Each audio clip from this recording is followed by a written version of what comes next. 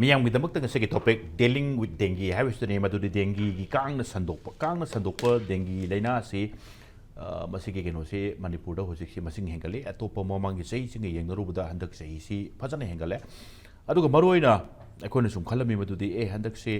खरंगल लिंगेदा around October ममांग की अदवाई स्वाइस दि भौतदी dinghy न मरम ओरकांदा मी लेतब मी सिहनबगी स्वाई के थौदोकसिंग से खर नेमबदों तौरमे but होजिकती sum थीरुब sum हंगरुब कांद me लेतब हाइबगी dinghy न मरम ओरकांद मी लेतब सुतुम मसिंग से सुम होजिकती नोंग नोंग सुम हापसले मदुमंगना ममांगी सही सिंग हाइबते ममांग सही सिंग हाइकांद कोइन थेंगलगी डेंगी नारे हाइबकांद मागी पेलेट काप खोप तौबगी ब्लड की करी प्रॉब्लम मैम सिंग से यम पाक्तक थेंगलगी अदुगा होजिकती अदुगुम्बसिंगदुदी खरा हंडरक माले तवदबु डेंगी की पॉजिटिव ओइबा हाइकांददी मसिंग याम खलई अदुगा मी लेतब लई अंदर की मी सिबई चांग से लेतमाने खलुबने तवदबु डेंगी न मरम ओरगा मी सिबगी थौदोकसिंग करिसिंग थेंगनब हेंगलई अदुना मरम ओरकांद डेंगी से तंगाई फदना अमुक ngasiगी manungna pusanjarakanda dengue si kamaina dil tawdage habegi matangchini aduga maruina dengue hairakpakanda virus ne sapchana dengue sinanaba dengue si kamain tawduna nahalloidage masigi thoidokpa vaccine gumba kaigumba leibaki hoji phawdri leitri aduga dengue hairakanda only doctor singa takpibada temperature sing yam ka haina wangkhalakpadu control tongnanaba adwai de hidak thabai gari wafam sing tai antibiotic sing kari sing thoidokna tharubada kanadi haibagi wafam sing kari sing phongdokpi antibiotic chara kanda dengue sina kaigumba kang sina chiga dengue narakpa kanda mi sing se documentic severe pain ama mayok nei hai masa yam ka haina solali hai doctor sing haibibada adwai du antibiotic thabado virus to chap chana man thengnabadi natabadina hakchang sondalaga tu I kholi ka habi wafam sing kari sing leiri aduna maruina dengue thengnarappa kanda ngasigi sina dealing with dengue hai kanda dengue sibu sandoiba kangdu khak ekoina thengnaba hairakpa kanda fogging sing kari sing chatharakpa dengue sandoiba kangdu hananaba honarakpada chamchamba dengue di santoktaba aduga chamchamba kang sing kari sing su swaida पाक्तकना हालकपा सीननबगी मरमम ओहनब्रा अमसुंग pollination हाइबा कांदा तिल कांगना लौरिबा role सिंग करिसिंग स्वाइदा लाकननबा होनजगे लोने येंबिरिबा पुनमकपु शरचंद्र शर्मा इम्पैक्ट न्यूज की मनुंगना तरामनो चरी लोनेनगा सिगी मनुंगना शरुक याबिनबा लेंजिनबिरिबा गेस्ट सिंगदी आई ये इथंग थंग फमिरिबसी मोमोका सलाम सब एडिटर इम्पैक्ट टीवी ने याना मोमोका सलाम तरामनो चरी mayamda ina tentang namtang thamjaram ge momoka salam haira kanda karigino ngasi impact ki masagi paumi nupi ma pusali che karigino na yana na hangningam do male pusan bai maram na momoka swai se laibok thiba haiba tai khangau daba nan thokhiba tanja da momoka su thabok yam chinjabani pau gi karigi oina tawdabu kang na karai dano ma dengi na lisallaga chikhidana dengue na kiba test or mutumda dengue positive oiba around 10 days gumba yumda bedridden phamungda naramina yam pothar phajan pothar leo nasa kalaga laon torokanda hujikse thabak lae thabak se ma yam soli hai horen ayeng bosingna dengue na base kamai tawjat no du khangna na bhona jage momoka tagi momoka bu yana taram okchari adu momoka gi oi de lengchen bidi base ningthoukhongjam Satyajeet chief bureau yurnai ne amoi marup Satyajeet ju taram okchari marup Satyajeet hai kanda ina reporter no bu kari gi dengue matang dai kanda dengue gi oi ba kanda particular dengue thengna ba state health services na kari thabak pai khali laikai sing kari sing paktak na dengue sandorok matamda club amasung laikai gi maruiba members maruiba mioi sing lobagi role duni aduga masigi mathakta ina ngasi Satyajeet se mamang da so du any topic ta yam matam yobi bane ngasi gi oina Satyajeet ki yumda dengue naba mi yauna maramor kanda Satyajeet anaba dubu kumna sena jaba haiba tai kumna sena baduna maramor kan chin bane so swaida anaba kamaina dil tawni haibe matang dum oran Satyajeet lakna hona jage Satyajeet pusui taram nok chari aduga Satyajeet ki oida aini yet thana phamini jari basi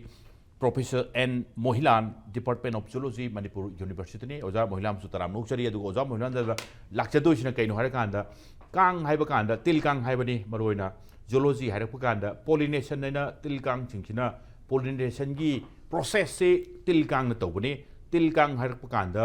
kang gi kari gi swaida magi kari role aikhoda ngasai aina ngasai thamjaba dengue sandokpa kang du hana na honarakpada samjaba dengue ri sandokta kang mayam su hatok pibra haibagi wafam singdu kari singdu lakna bona jage oja Mohinlal su taram nok chari lona han base oja Mohinlal da lakchaning se ꯃꯔꯨꯑꯣꯏꯅ ꯑꯩꯅ ꯍꯧꯔꯛꯄꯁꯦ ꯑꯩꯅ ꯍꯥꯏꯖꯅꯤꯡꯕꯁꯤ ꯗꯦꯡꯒꯤꯒꯤ ꯃꯇꯥꯡꯗ ꯗꯥꯛꯇꯔꯁꯤꯡꯒꯤ ꯀꯔꯤꯁꯤꯡꯒꯤ ꯀꯃꯦꯟ ꯇꯥꯕꯤꯅꯤꯡꯕꯁꯤ ꯂꯩꯔꯝꯒꯅꯦꯅ ꯈꯜꯂꯤ ꯑꯗꯨꯒ October 13ꯗ ꯏꯝꯄꯦꯛꯀꯤ health ꯂꯤꯡꯗ ꯑꯩꯈꯣꯏꯅ ꯗꯦꯡꯒꯤꯒꯤ ꯀꯦꯁꯁꯤꯡꯁꯤ ꯌꯥꯝꯈꯠꯂꯛꯄꯅ ꯃꯔꯝ ꯑꯣꯏꯔꯀꯥꯟꯗ health ꯂꯤꯡꯇ doctor ꯃꯌꯥꯝ ꯗꯥꯛꯇꯔ ꯑꯍꯨꯝ ꯁ꯭ꯋꯥꯏꯗ ꯑꯩꯈꯣꯏꯒꯤ ꯋꯥꯔꯤ ꯁꯥꯈꯤꯕꯁꯦ ꯃꯁꯤꯒꯤ ꯇꯣꯛ ꯁꯣꯁꯤ October 13ನೇ ꯑꯗꯨꯒ ꯇꯣꯄꯤꯛ ꯃꯃꯤꯡꯗꯨꯅ ꯗꯦꯡꯒꯤ ꯂꯩꯅꯥ ꯁꯟꯗꯣꯛꯄ ꯊꯤꯡꯃꯤꯟꯅꯁꯤ ꯍꯥꯏꯕꯒꯤ ꯇꯣꯄꯤꯛꯁꯤꯅꯤ ꯑꯗꯨꯒ ꯃꯗꯨꯅ ꯑꯩꯈꯣꯏꯒꯤ ꯖꯣꯏꯁ꯭ꯔꯤ ꯎꯁꯝꯅ ꯍꯣꯁ ꯇꯧꯈꯤꯕꯅꯤ ꯗꯥꯛꯇꯔ ꯑꯍꯨꯝ ꯐꯝꯕꯅꯤ ꯅꯨꯃꯤꯠꯇꯨꯗ ꯍꯦꯟꯗꯣꯛꯅ ꯗꯦꯡꯒꯤꯒꯤ ꯃꯇꯥꯡ ꯗꯦꯡꯒꯤ ꯅꯥꯔꯛꯄ ꯀꯥꯟꯗ ꯗꯣꯛꯇꯔꯁꯤꯡꯅ ꯀꯔꯤ ꯀꯔꯤ ꯑꯦꯗꯚꯥꯏꯁ ꯇꯧꯔꯤ ꯍꯥꯏꯁꯦ ꯑꯃꯨꯛ ꯍꯟꯅ ꯈꯪꯕꯤꯅꯤꯡꯕ ꯂꯩꯔꯒꯗꯤ ꯍꯥꯏꯔꯤꯕ ꯏꯄꯤꯁꯣꯗ 13 ꯑꯣꯛꯇꯣꯕꯔꯒꯤ ꯇꯣꯛ ꯁꯣꯁꯤ ꯌꯦꯡꯕꯤꯕ ꯌꯥꯒꯅꯤ ꯁꯤꯝꯇꯪ ꯍꯧꯔꯛꯄꯗ ꯌꯦꯡꯕꯁꯤꯡꯗ ꯊꯝꯖꯔꯝꯒꯦ ꯑꯣꯖꯥ ꯃꯣꯍꯤꯟꯂꯥꯜ ꯗꯦꯡꯒꯤ ꯇꯥꯔꯒꯦꯠ ꯇꯧꯔꯛꯄ ꯗꯦꯡꯒꯤꯅ ꯁꯟꯗꯣꯛꯄ ꯀꯔꯤꯒꯨꯝꯕ ꯀꯥꯟꯗ ꯗꯦꯡꯒꯤꯁꯦ ꯀꯗꯥꯏꯗꯅꯣ ꯀꯥꯂꯦꯟ ꯈꯔ ꯁꯥꯕ ꯀꯥꯟꯒꯤ ꯍꯥꯏꯔꯝꯃꯤ ꯍꯧꯖꯤꯛꯇꯤ ꯏꯪꯉꯁꯨ ꯀꯔꯤꯁꯨ ꯗꯦꯡꯒꯤꯁꯤ ꯑꯗꯨꯝ ꯌꯥꯎꯁꯜ ꯂꯩꯕꯒꯤ ꯐꯤꯕꯝꯗꯨ ꯃꯥꯜꯂꯦ ꯁꯤꯖꯅꯦꯜꯗꯤ ꯑꯣꯏꯗꯕꯤꯗ ꯆꯍꯤ ꯆꯨꯞꯄ ꯗꯦꯡꯒꯤ ꯁꯨꯝ ꯂꯣꯏꯅꯔꯛꯄ ꯀꯦꯁꯦꯁ ꯌꯥꯝꯅ ꯋꯥꯡꯅ ꯊꯦꯡꯅꯕ ꯈꯔ ꯅꯦꯝꯅ ꯊꯦꯡꯅꯕꯗꯨꯅ ꯑꯃꯅꯤ ꯆꯍꯤ ꯆꯨꯞꯄ ꯗꯦꯡꯒꯤ ꯊꯦꯡꯅꯕ ꯐꯤꯕꯝꯗꯨ ꯑꯣꯏꯔꯕ꯭ꯔꯥ ꯃꯅꯤꯄꯨꯔꯁꯦ ꯑꯗꯨꯒ ꯗꯦꯡꯒꯤ ꯍꯥꯏꯔꯀꯥꯟꯗ ꯗꯦꯡꯒꯤ ꯄꯨꯔꯤꯕ ꯀꯥꯡꯗꯨ ꯈꯛ ꯇꯥꯔꯒꯦꯠ ꯇꯧꯕ ꯃꯇꯝꯗ ꯑꯇꯣꯞ ꯑꯇꯣꯞꯄ ꯀꯥꯡ ꯃꯌꯥꯝꯁꯤꯡꯁꯨ ꯄꯥꯛꯇꯛꯅꯅ ꯍꯥꯠꯄꯒꯤ ꯀꯔꯤꯒꯤꯁꯦ ꯐꯤꯕꯝꯁꯤꯗ ꯑꯣꯖꯥ ꯑꯩꯍꯥꯟꯅ ꯑꯣꯄꯅꯤꯡ ꯔꯤꯃꯥꯔꯛꯁ ꯀꯃꯥꯏꯅ ꯊꯝꯕꯤꯅꯤꯡꯏ ꯑꯩꯈꯣꯏꯅ ꯑꯩꯒ ꯁꯔꯠ ꯑꯩꯈꯣꯏꯅ ꯌꯦꯡꯖꯔꯤꯁꯦ ꯃꯅꯤꯄꯨꯔꯗ ꯗꯦꯡꯒꯤꯁꯤ ꯀꯃꯥꯏꯅ ꯍꯦꯟꯒꯠꯂꯛꯏꯕꯅꯣ ꯍꯥꯏꯕ ꯀꯣꯏꯁꯟꯗꯨꯅꯤ ꯑꯣꯀꯦ ꯀꯩꯅꯣꯗ ꯍꯥꯟꯅ ꯃꯁꯤ ꯂꯩꯔꯝꯗꯦ ꯍꯣꯏ ꯃꯦꯂꯦꯔꯤꯌꯥ ꯄ꯭ꯔꯣꯟ ꯑꯦꯔꯤꯌꯥꯅꯤ ꯃꯅꯤꯄꯨꯔꯁꯦ ꯃꯦꯂꯦꯔꯤꯌꯥ ꯄ꯭ꯔꯣꯟ ꯑꯦꯔꯤꯌꯥꯅꯤ ꯑꯗꯨꯒ ꯑꯩꯅ ꯁꯨꯝ ꯈꯟꯖꯕꯗ ꯑꯩꯈꯣꯏꯒꯤ ꯃꯥꯏꯒ꯭ꯔꯦꯁꯟꯗꯁꯨ ꯃꯈꯣꯏꯁꯦ ꯃꯦꯂꯦꯔꯤꯌꯥꯒꯨꯝ ꯁꯥꯒꯣꯟꯅ ꯂꯥꯛꯑꯦ ꯍꯥꯏꯖꯔꯤꯕ ꯃꯇꯝ ꯑꯃꯗ ꯑꯩꯈꯣꯏꯁꯦ ꯁꯣꯝꯒꯤ ꯆꯥꯏꯅꯥꯒꯤ ꯁꯥꯎꯠꯇꯒꯤ ꯑꯩꯈꯣꯏ ꯂꯥꯛꯑꯦ ꯍꯥꯏꯕꯤꯔꯒꯁꯨ ꯃꯦꯂꯦꯔꯤꯌꯥ ꯄ꯭ꯔꯣꯟ ꯑꯦꯔꯤꯌꯥꯅꯤ ꯍꯥꯏꯖꯔꯤꯕ ꯑꯗꯨꯅ ꯑꯩꯈꯣꯏꯗ ꯑꯩꯈꯣꯏꯒꯤ ꯕ꯭ꯂꯗꯇ ꯃꯦꯂꯦꯔꯤꯌꯥꯁꯤ ꯉꯥꯛꯊꯣꯛꯅꯕꯒꯤ ꯇꯨ ꯁꯝ ꯑꯦꯛꯁꯇꯦꯟ ꯍꯥꯏꯇꯥꯔꯦꯀꯣ ꯑꯣꯀꯦ ꯑꯁꯤ ꯌꯥꯎꯖꯩꯌꯦꯕ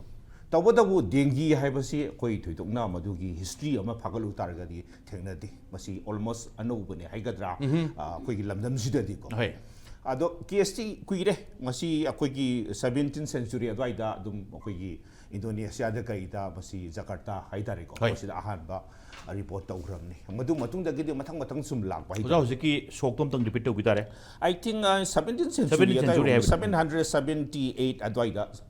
1778 adwaida oibiramdau male Okay. adudagi report ahamba tawbadagi mathang mathang sum lae ado aya matamda masi akhoi south east asian countries gumbasi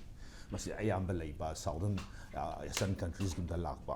ado manipur ta haju la isna environmental impact ni ai tasengna ngasigi toksigi loramdai dai kitang haijage environmental impact ni lawjei kai sabe hengalakpa kaino da ayamba asigi dengue da akhoni yengdorji dengue sida sandu iba kang haiba adu group ama aduga madudi yauriba virus today ba akhoni yengjadoisi virus se magi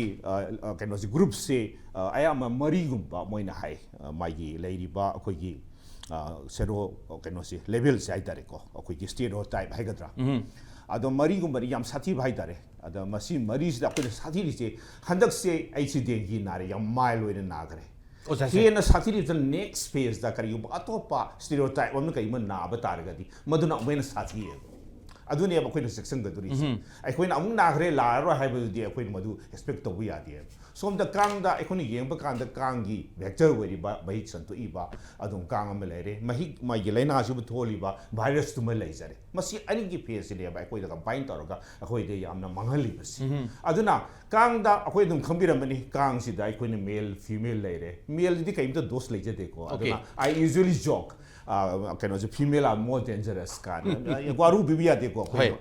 kano si yobiri ada ayamba females ne hena dangerous way haitana kang da su female khaktani ko any QLX the boy ro Aegis kambu the boy ro Anopheles boy ro natra mensonoid boy ro akoi kabu kang marakta laisina mensonoid kambu ni ko kang ama yam nana sikba ya piktak to ba ama leibene kabu kang marakta akoi maduna mensonoid kambu ni ado Aegis haiba kangbusin aya matam narak kumba akhoi wa marak kumba te am leiga leiko adko numidang wairang kumba ayuk kumba angan basi masi pairaga mi se sikbane aduga akhoi QLX kangbusi de gorong ngang ba kangbu num da am de ayuk kata ga se gorong ngang ba kangbu duni ko yam second ba kangbu aduga Anopheles haiba kangbusin na khara moisna khrehen sing bai ga dra moisna yam tamna ingna la aga sikadoribni moisna malaria sa top kangbu duni adu haiba type sing se masi akhoi khangba difference to akhoi khangba ma sangi aduna dengue santo ibasana Aedes kangudune Hai. aduna Manipur da ikone yengzari se akoi mayamadi Aedes aegypti akoi gi yellow fever santo ib kanguse masini haina longlei ado akoi haji phawde akoi na space the exact species Manipur da kari karamba Aedes species involved to ga haibasu haiba ngamte ado sarak pa akoi na literature da akoi na yengzo matam da type ohumdi vector waina aikuna satoi Aedes kanghuda ko aegypti haiba ama albo pictus haiba ama polin sinensis haiba kanghu ama aduna masigi type ahum sida karam no Manipur da lairi base haiba sa koi yengba ma sangi Okay. adumaki level da koi research tawdri koi na kang identification de Manipur lairi se mayam to bira thesis mayam ko adu exactly masigi kang sida koi si yawe se koi ngamtri malaria da to some extent koi na wang masa masa tawgre se kudong waina koi na kaino da jiri da satpa matam da kang se koi ni dissect tor mai midga sida mai kang stage de koi ni phangmo matam de sigi malaria gi prone area ma woe na haina koi even koi vector borne disease ki koi doctor sing da koi malaria department koi report pije Hai. kaino da masigi impact kaino koi nam dissect to matam da masigi amna luba kaino amadi woi ko yam mit na ba pot koi gi mit yamna senus woi ba adu ba thabak ki woi adu koi na khangja da kang gi mai abdomen se len matam da haiba mid gut sida haiba symptoms se phangba targa di malaria masi prone wore ena malaria lakpa yai na haiba do essas akoi dengue da di madung ngam de it's very hard to diagnose hai tare ko dengue the virus ni na the virus da di masi control su wa ba hita karam sa ga haiba su wa ba aduga masi da exact particular mosquito sida virus se lai haiba se akoi sida lai be equipment ne da akoi identify to ngam da ba mapan da tha ba ta ba madu gi cost effectiveness mayam lai ba hai tare ko aduna ni koi Manipur da hai ri ba kang or identify to ngam da bi stage sama akoi ngasi ba Theng mai ore se. ꯑꯗꯨꯒ ꯃꯔꯨ ꯑꯣꯏꯅ ꯑꯣꯖꯥ ꯉꯁꯥꯏ migration ꯍꯥꯟꯅ ꯄꯟꯕꯤ ꯃꯥꯏꯒ꯭ꯔꯦꯁꯟꯁꯤ ꯀꯥꯡ ꯃꯁꯥꯗꯨꯅ ꯍꯥꯟꯅꯗꯤ ꯂꯩꯔꯝꯗꯕ ꯃꯅꯤꯄꯨꯔꯗ ꯗꯦꯡꯒꯤ ꯂꯩꯔꯝꯗꯦ ꯗꯦꯡꯒꯤꯒꯤ ꯂꯩꯅꯥꯁꯤ ꯊꯦꯡꯅꯔꯝꯗꯦ ꯅꯥꯔꯝꯗꯦ ꯍꯥꯏꯕꯒꯤ ꯋꯥꯐꯝꯗꯨꯅꯤ ꯃꯥꯏꯒ꯭ꯔꯦꯁꯟ ꯍꯥꯏꯔꯀꯥꯟꯗ ꯀꯥꯡꯗ ꯑꯣꯏꯅ ꯂꯥꯛꯄꯒꯤ ꯐꯤꯕꯝ ꯑꯃ ꯅꯠꯇ꯭ꯔꯒꯅ ꯑꯦꯗꯤꯅ ꯁꯤꯛꯑ ꯃꯇꯨꯡꯗ ꯉꯁꯥꯏꯒꯤ ꯗꯦꯡꯒꯤ ꯁꯟꯗꯣꯛꯄꯒꯤ ꯅꯥꯕ ꯃꯤꯗꯨꯅ ꯂꯝꯗꯝꯁꯤꯗ ꯂꯥꯛꯈꯤꯕ ꯑꯃ ꯃꯥꯏꯒ꯭ꯔꯦꯁꯟ ꯍꯥꯏꯔꯀꯥꯟꯗ ꯑꯣꯖꯥ ꯀꯔꯝꯕꯅꯣ ꯑꯩꯈꯣꯏꯅ ꯂꯧꯗꯣꯏꯁꯦ ꯍꯧꯖꯤꯛ ꯑꯅꯤꯃꯛꯅꯤ Manipur lairisi akoi both migrations akoi kangsu migrate tawri haijariba Okay. aina yam surprising wori se QLX mosquito female se masi 3 kilometers pai bangame ba very surprising Okay. moi se asai mahik se chupuraga salaiba da yaudoribne moi salaiba surani salaiba moi regurgitation na ka moina e se chup matam da regurgate to aduna mahisu lawba mahisum kapsalam tawmari Sathibai jang. aduna moi e se aham su bi e se moina never madu mai mabuk to loi sanghande mo thok doine ba mo thok ko matam da ne ma mahik sang do Thadaram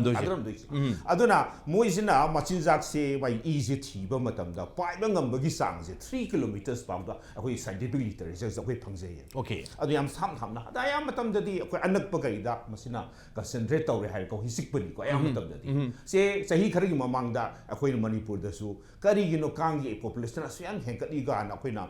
kangbok pi da akoi anak pa kaino sing pal iski kari gi mafam sing di yeng kanda moi survey taw kanda ate idi loina moina control taw no khona ba ado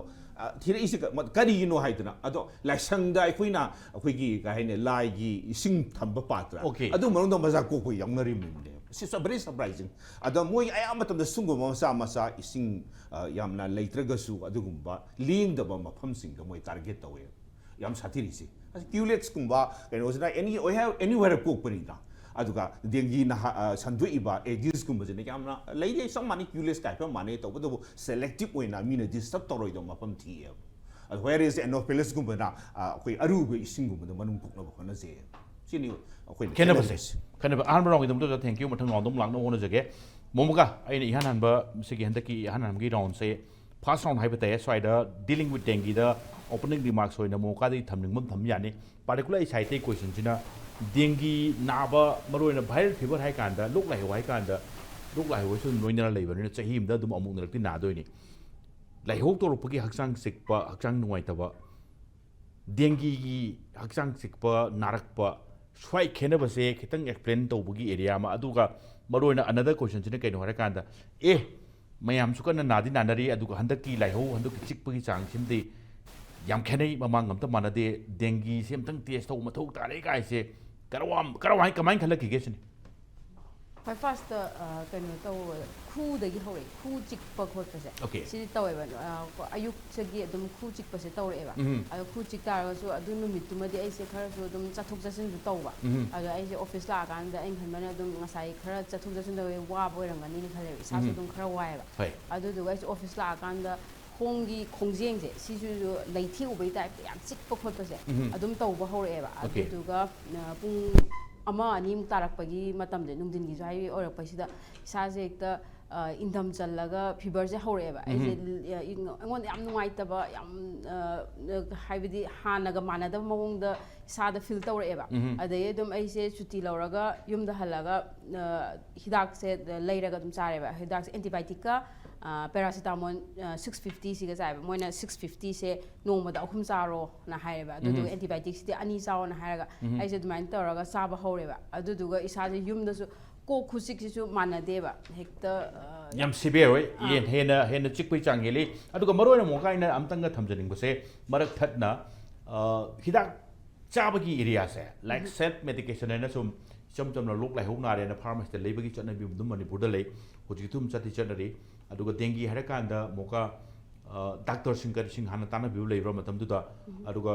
ꯍꯤꯗꯥꯛ ꯃꯣꯏꯅ ꯄꯤꯔꯛꯄ ꯊꯥꯔꯛꯄꯗ antibiotic ꯌꯥꯎꯔꯛꯄ꯭ꯔꯥ ꯁꯤꯅꯦ ꯑꯗꯨꯝ ꯌꯥꯎꯔꯛꯄ꯭ꯔꯥ ꯀꯃꯥꯏꯅ ꯇꯧꯋꯤ ꯐꯥꯔꯁꯀꯤ ꯑꯩꯅ fever ꯇꯧꯔꯛꯄꯩꯁꯦ ꯁꯤꯗꯗꯤ ꯑꯩꯁꯦ ꯗꯣꯛꯇꯔ ꯀꯩꯁꯨ ꯇꯥꯟꯅꯗꯦꯕ ꯑꯗꯨꯝ ꯑꯩꯈꯣꯏ ꯑꯗꯨꯝ ꯂꯥꯏꯍꯧ ꯍꯧꯕꯒꯤ ꯋꯥꯈꯜꯗꯨꯗ ꯑꯗꯨꯝ ꯐꯥꯔꯃꯥꯁꯤꯗꯩ ꯑꯗꯨꯃꯥꯏꯅ ꯇꯧꯔꯒ ꯑꯗꯨꯝ ꯑꯦꯟꯇꯤꯕꯥꯏꯑꯣꯇꯤꯛ ꯑꯃꯒ ꯄꯦꯔꯥꯁꯤꯇꯥꯃꯣꯜ ꯂꯧꯔꯛꯄꯅꯦꯕ ꯑꯗꯨꯃꯥꯏꯅ ꯇꯧꯔꯒ ꯑꯗꯨꯃꯥꯏꯅ ꯃꯣꯏꯅꯁꯨ ꯑꯗꯨꯝ ꯑꯩꯅ ꯍꯪꯀꯥꯟꯗ ꯃꯣꯏꯅ ꯑꯗꯨꯝ ꯐꯤꯚꯔ ꯑꯣꯏꯕꯒꯤꯅꯤꯅ ꯃꯣꯏꯁꯨ ꯑꯗꯨꯝ ꯑꯗꯨꯃꯥꯏꯅ ꯍꯥꯏꯔꯒ ꯑꯗꯨ ꯆꯥꯔꯣꯅ ꯍꯥꯏꯔ ꯄꯤꯔꯛꯄꯅꯦꯕ ꯑꯗꯨꯃꯥꯏꯅ ꯆꯥꯔ ꯍꯧꯔꯀꯥꯟꯁꯤꯗ ꯏꯁꯥꯁꯦ ꯑꯗꯨꯃꯥꯏꯅ ꯇꯧꯔꯒ 3 days ꯅꯨꯃꯤꯠ 4ꯅꯤ ꯁꯨꯕ ꯅꯨꯃꯤꯠꯁꯦ ꯁꯤꯗꯗꯤ ꯏꯁꯥꯁꯦ ꯌꯥꯝ ꯊꯤꯅ ꯅꯨꯡꯉꯥꯏꯇ꯭ꯔꯦꯕ ꯍꯥꯏꯕꯗꯤ ꯀꯣꯛꯀꯁꯦ ꯆꯤꯛꯑꯒ ꯆꯥꯅꯤꯡ ꯊꯛꯅꯤꯡꯕꯁꯨ ꯄꯣꯛꯂꯛꯇ꯭ꯔꯦꯕ ꯀꯩꯁꯨ ꯑꯗꯨꯗꯨꯗ ꯑꯩꯈꯣꯏ ꯃꯃꯤꯅꯁꯨ ꯁꯨꯝ ꯅꯪꯁꯦ ꯗꯦꯡꯒꯤ ꯑꯣꯏꯔꯝꯃꯗꯤꯅ ꯁꯨꯝꯗꯤ ꯍꯩꯕ ꯍꯥꯏꯕꯗꯤ ꯅꯪ ꯃꯌꯥꯝꯁꯨ ꯑꯗꯨꯝ ꯍꯧꯖꯤꯛꯀꯤ ꯗꯦꯡꯒꯤꯁꯦ ꯃꯌꯥꯝ ꯅꯥꯕꯅꯤꯅ ꯇꯦꯁ ꯑꯝꯇꯪ ꯇꯧꯊꯣꯛꯁꯤꯔꯥ ꯑꯩꯅ ꯗꯦꯡꯒꯤꯗꯤ ꯃꯥꯟꯗꯦꯅ ꯑꯩꯁꯨ ꯍꯥꯟꯅ ꯑꯗꯨꯝ ꯍꯥꯏꯌꯦꯕ ꯑꯗꯨ ꯇꯥꯔꯁꯨ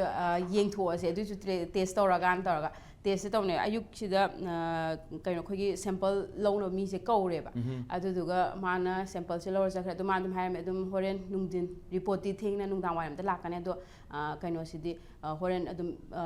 ꯐꯪꯉꯅꯤꯅ ꯍꯥꯏꯔ ꯃꯥꯅ ꯅꯨꯡꯊꯤꯟꯒꯤꯁꯤꯗ ꯔꯤꯄꯣꯔꯠꯁꯦ ꯂꯥꯛꯄꯅꯦꯕ ꯔꯤꯄꯣꯔꯠ ꯂꯥꯛꯄꯁꯤꯗ ꯗꯦꯡꯒꯤꯒꯤ ꯍꯧꯖꯤꯛꯀꯤ NS1 AGꯁꯦ ꯁꯤ ꯄꯣꯖꯤꯇꯤቭ ꯑꯣꯏꯔꯝꯕꯅꯦꯕ NS1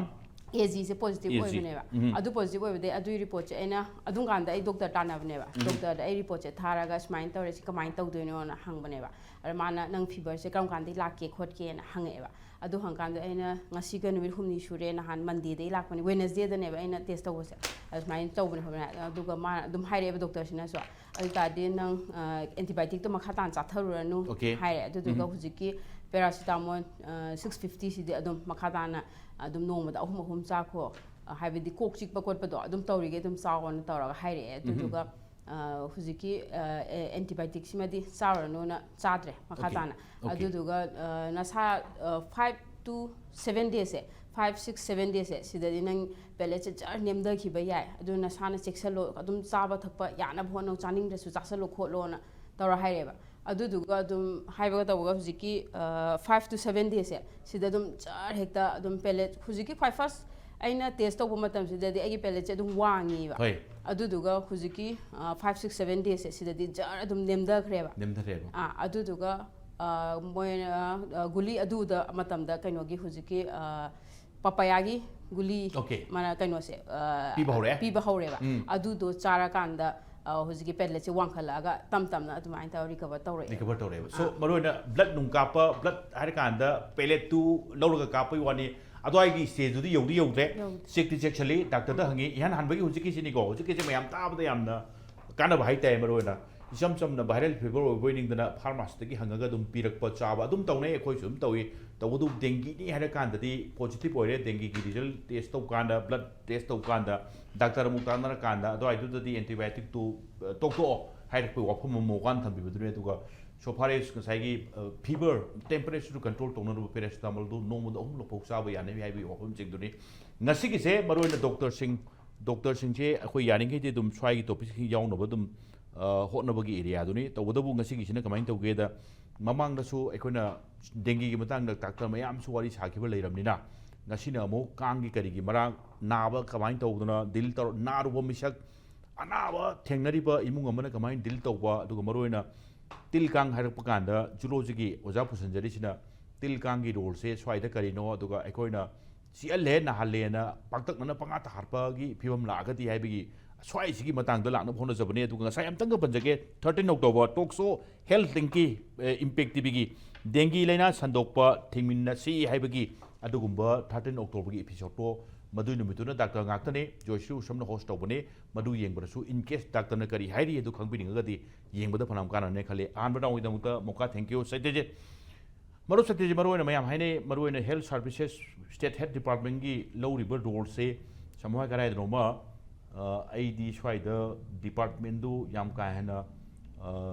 हाइदी द होल रिस्पांसिबल दु डिपार्टमेंट द थंगन मदि लांगदौ माले मरुना अदुको अवेयरनेस करिगी वाफम ददी अदुमसु तौबो माले अदुग इवन इम्पैक्ट 13 अक्टोबर की टॉक शो दुसु हेल्थ डिपार्टमेंट की साइड तक ए मसी सी डेंगी की केसेस मैम हेंगलपस मरु मोरकांद तंगाई फदना पब्लिक की इंटरेस्ट तौसियंदर तौरगा तौखिबने सो पेन दबम दि दुम लेरी मी से दुम खरा पेन गन दबे एरिया दम थोलका दोने दिल तौबो कमाइन तौबी अदुगा मरुइना ममांग सिंग करी सिंग ममांग से के थेंगा कांदा हुजिकी पेलेट की करी की काउंट तौरपा ब्लड की काम नलब क्वेश्चन से नबगी तांग चिकी चांग सिमा खरा दि हंदव माले अदुगा मरुइन इम्फाल वेस्ट से यामना फजन डेंगीना सोन भाई बताई डेंगी की संदोपोई फियम सिंगसे अइना ngasi itaw aina ngasi gi manung nagi haijabada itaw yumda family member dengue positive oiba adwai du khitang torokanda ngasai state ki health department local iba magi stepsing plus yumda narakpa kanda kamain tawduna manage tawge sin ihan khangni se please khigi hujiki thambadu wahi amtang haijaning khigi dengue se swahili khigi african ma se ngasai symptom yam haibi khibdo cramp yam tin naba थाइंदी मसे भुटना तौबनी नको Swahili अदुना dinghy Spanish की origin ने हाबिस यावी अदगी Swahili origin जो हाब यावी मा चिक पखोटपसे खांगमदबा मधुम अमदि यार मैम चिब खोलिबसी नतबा खितंग हेंजनबा अदि चिकपा जे खु तांग चिकपसे मैम चिकपदु नतेको अदुना थाइदि हिंचाबिनि चिकपनी एनने ओके अदुआइना लौनरंबगी हेदि हिंचाबि चिकपा याम चिदनको नाबदो मधु फौनिना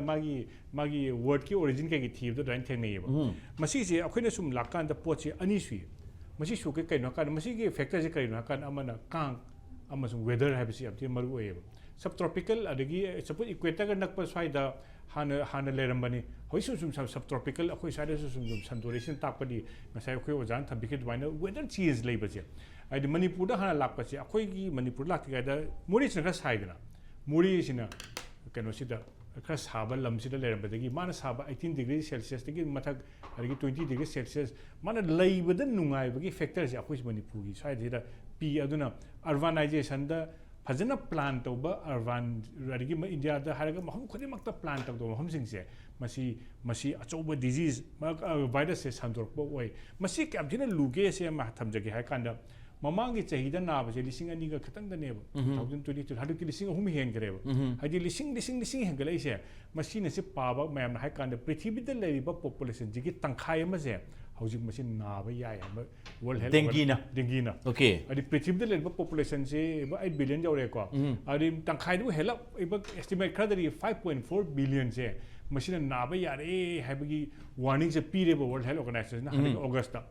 अदु ताडी दैट मींस मसी जे ग्लोबल प्रॉब्लम अम ओइदोरेबो अचौबा हाइदि मसीना मी खुदिमक से नारतु ताडी हाइबे इशू दो हैपेता ngसाइदो लाक्चदिङै दको मसी लाकादा पोछि अखोइने येंदोसि अहामबदा कमाइना थेनगी है कांदा अखोइना पोट अनि दे थेनदो इंडिविजुअल हान लाक्चगेबो इंडिविजुअल लाकान जे अखोइने येंगसि मी नङसा हाइबे सिम्पटम के यें कान जे मसे अखोइना हाइजेनिंग बसे मेडिकल एक्सपर्ट अमा अधुम तानबियो हाइदि फार्मेसी दे लेरगा हेक्ता कोकची खोले रेता तोबदो बदु तोबिगनो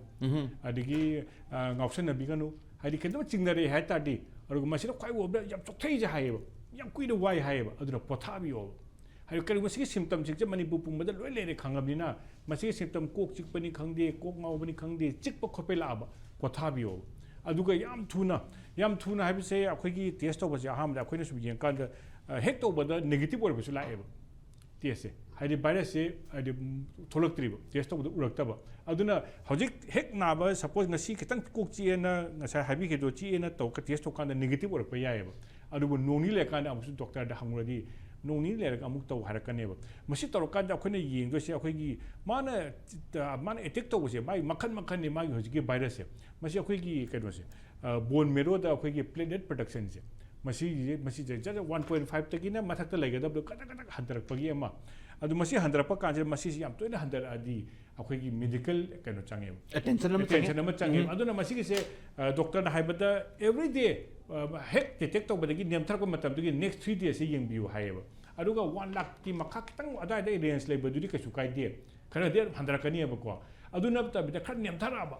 adi hojik doctor hojik se manipur da kyam legeda sigi mamang chahi amani dari 1 lakh ki khad nemthaba se doctor singna treat tawe hojikti akhoi gi jenims ka rims ka kai da hangkan da 50000 ki makha da leiba natadi